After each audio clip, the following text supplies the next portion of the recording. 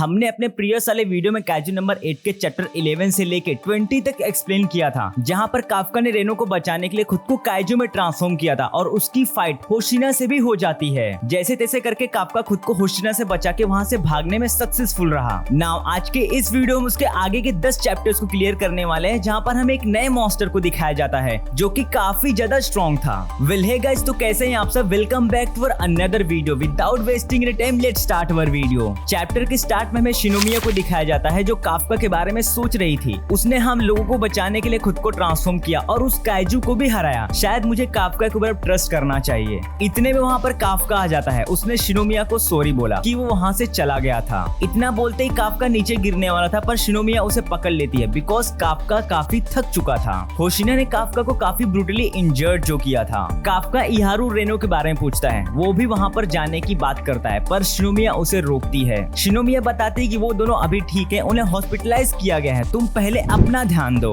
तुम्हें खुद के बारे में और केयरफुल होना चाहिए। कमांडर होशिना के लिए कोई बड़ी बात नहीं तुम्हें पकड़ना। अगर उन्हें तुम्हारे ऊपर जरा सा भी शक हुआ तो तुम्हें तुरंत पकड़ लेंगे। इसके बाद हमें होशिना को दिखाया जाता जो बैठा मॉन्स्टर 8 के बारे में यानी कि काफका के बारे में सोच रहा था। उतने में वहाँ पर आशिरो आ जाती है। उसने होशिना की एक पिक्चर को क्लिक किया फॉर अ मोमेंट। यहाँ पर होशिना काफका को एक मेगा मॉन्स्टर से कंपेयर कर रहा था जो कि 5 साल पहले अपीयर हुआ था। अब ये मेगा मॉन्स्टर कौन है और कितना पावरफुल है वो हम आगे के वीडियोस में देखेंगे। होशिना ये भी नोटिस करता है कि मॉन्स्टर 8 के मूवमेंट्स और उसकी फाइटिंग स्किल एक ह्यूमन की तरह थी। इवन उसने मुझे मारने की बजाय मेरे ब्लेड्स को ब्रेक करना बेस्ट चॉइस समझा। आशिनो ने होशिना को रेस्ट करने के लिए कहा। इसके तुरंत बाद हम देखते हैं कि इकारो होशिना को कांटेक्ट करता है और उसे बताता है कि जो मॉन्स्टर अपीयर हुआ था उसमें से एक पहले एग्जाम वेन्यू में अपीयर हुआ था। इवन उनमें से जो मॉन्स्टर 9 था वो ह्यूमन से मॉन्स्टर में ट्रांसफॉर्म हुआ था और ये सब रेनो और इहारू ने बताया था। होशिना अब हैरान हो जाता है कि कोई ह्यूमन भला मॉन्स्टर में कैसे ट्रांसफॉर्म हो सकता है। अपडेट्स को लेने के बाद होशिना क्रू मेंबर्स के ऑफिस जाता है और वहाँ पर कुछ क्रू मेंबर्स से पूछताछ करता है।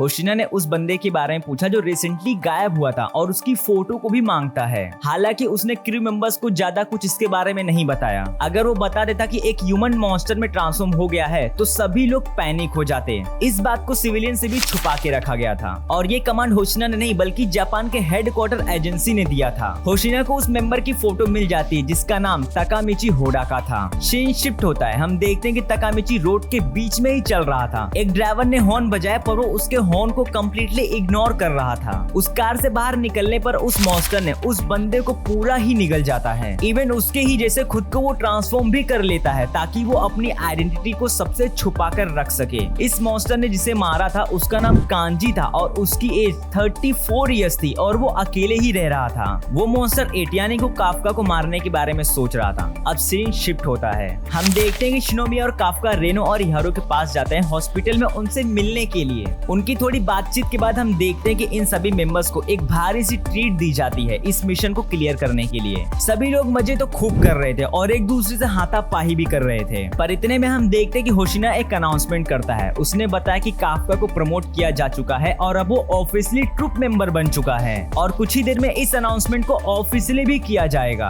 सबका तो पता नहीं पर काफका खुशी के मारे पागल ही हो जाता है। इसके बाद हम देखते हैं कि आशिरो ने काफका को ऑफिशियली ट्रुप मेंबर के लिए कांग्रेट्स करती है और साइड से उसने पहली बार काफका से कुछ पूछा। उसने काफका से पूछा कि काफका क्या तुम मेरा साथ अभी भी देना चाहते हो, जिसके रिप्लाई में काफका हाँ बोलता है और खुशी के मारे फिर से उसका नाम ले लेता है और फिर से आशिरो ने उसे पूछताछ लगाने की पनिशमेंट दी। इस बीच में हमें पता चलता है कि काफका को ट्रुप मेंबर बनाने का डिसीजन होशिना का था। खैर इसके बाद हम देखते हैं काफका होशिना के पास जाता है। उसने देखा कि होशिना स्टिल प्रैक्टिस कर रहा था। काफका होशिना की स्पीड को देख के हैरान हो जाता है। इस बीच में होशिना काफका को बताता है कि नेक्स्ट टाइम जब मैं काइजू नंबर 8 से मिलूंगा तब उसे खत्म कर दूंगा और मैं अपने सोर्ड से उसके 2 टुकड़े भी कर दूंगा। पिछली बार मैंने अपने सिर्फ 5th फॉर्म को ही यूज किया था, पर अगली बार मैं अपने 6th फॉर्म को भी उसके ऊपर यूज करूंगा। काफका ये सब सुन के काफी ज्यादा डर जाता है। अब काफका वहाँ से जाता है। उसके बाद हम देखते हैं कि हवा में एक मॉन्स्टर किसी ड्रैगन के ऊपर बैठा कहीं पर जा रहा था। खैर हम देखते हैं काफका बेस ऑफिस के ऊपर खड़ा खुद से ही बातें किए जा रहा था। इसके बाद हम देखते हैं कि उसके साइड से बहुत से मॉन्स्टर्स लैंड होते हैं। काफका तुरंत ही इस अपडेट को होशिना और बाकी के मेंबर्स को देता है और हेडक्वार्टर में एक इमरजेंसी अलार्म बजने लगता है।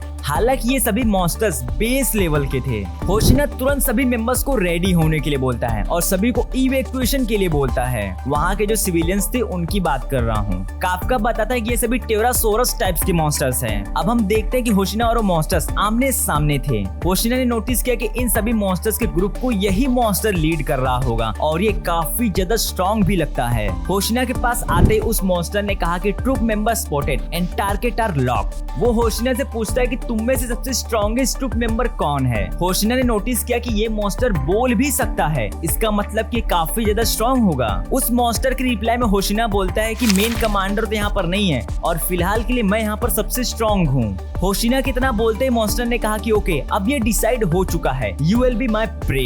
उसने होशिना के ऊपर एक जोरदार अटैक किया पर होशिना उसे डॉज कर जाता है। टाइम को बिना वेस्ट किए होशिना ने दूसरी स्क्वाड के इकारो को कमांड दिया कि बाकी के बीस्ट को तुम हैंडल करो। अब उस मॉन्स्टर ने वापस से होशिना के ऊपर अटैक किया पर इस बार होशिना ने उसके अटैक को डॉज करते हुए अपने सिंगल हिट फॉर्म को यूज किया और उसका एक हाथ कट जाता है। इसके बाद सीन शिफ्ट होता है। हम देखते हैं कि बाकी के मेंबर्स सभी बीस्ट को हैंडल कर रहे थे। काफका ने उन सभी को कमांड दिया कि उन सभी बीस्ट के वीक पॉइंट्स उनके बैक साइड में हैं, सो प्लीज उनके बैक साइड पर निशाना लगाओ जहां पर उनका कोर है, ना कि उनके फ्रंट साइड में। पर ये क्या हुआ, हम देखते हैं कि वो सभी मॉन्स्टर्स एक दूसरे को कोऑपरेट कर रहे थे, यानी कि वो लोग एक दूसरे को कवर कर रहे थे ताकि ट्रूप मेंबर उनके कोर पर निशाना ना लगा पाए, यानी कि इन मॉन्स्टर्स के पास इंटेलिजेंसी भी थी। इसके बाद हम देखते हैं वहाँ पर शिनोमिया आ जाती है। उसने अपने एक बड़े से एक बीस्ट के टुकड़े कर देती है। इसी बीच में हमें एक फ्लैशबैक को दिखाया जाता है जहाँ पर हम देखते हैं कि शिनोमिया को इस वेपन को आशिरो और होशिना ने ग्रांट किया था और आशिरो ने शिनोमिया को थर्ड सबसे पावरफुल कॉम्बैट पिलर बनाया था इस मेन फोर्स का। एक तो आशिरो हो गई और दूसरा होशिना। इसके बाद शिनोमिया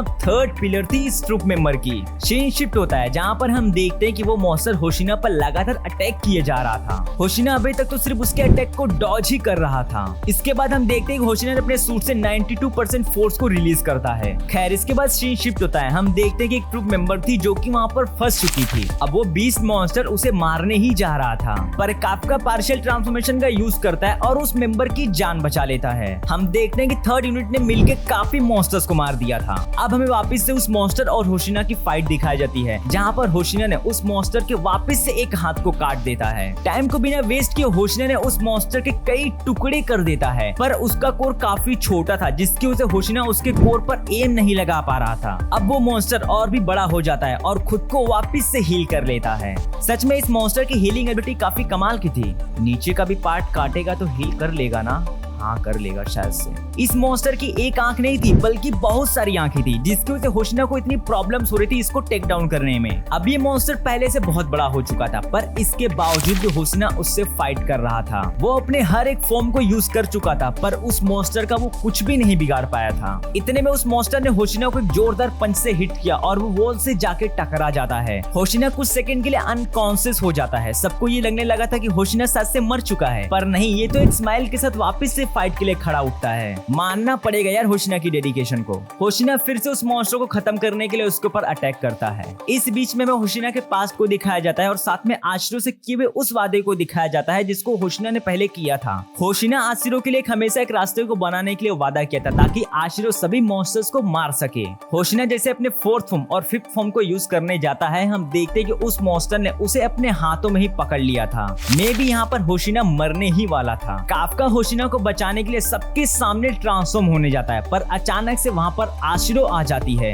जिसने अपने एक अटैक से उस मॉन्स्टर के आधे बॉडी पार्ट को डिसअपियर कर दिया था। हालांकि इससे होशिना बच जाता है। अब आशिरो लगातार उसके ऊपर अटैक करने लगती है। इस बीच में होशिना वापस से खड़ा होता है और उसने अपने सूट के बचे खुचे 63% पावर को रिलीज किया और उसके पैर को ही काट देता है। होशिना की हेल्प के लिए वहाँ पर शिनोमिया भी आ जाती है। इन दोनों ने लगभग उस मॉन्स्टर को वीक कर दिया था ताकि आशिरो उसके कोर को उड़ा सके। आशिरो ने होशिना को थैंक्स बोला और अपने एक बड़े ब्लास्ट से उस मॉन्स्टर के आधे बॉडी पार्ट को ही उड़ा देती है। तो गाइस हमारा चैप्टर 30 यहीं पर खत्म होता है। अब वो मॉन्स्टर मरा या फिर नहीं वो हम अपने नेक्स्ट वीडियो में देखेंगे। अगर वीडियो थोड़ी सी भी अच्छी लगी हो तो प्लीज हमारे वीडियो को लाइक एंड हमारे चैनल को सब्सक्राइब भी कर लेना। अब मिलते हैं अपने नेक्स्ट वीडियो में।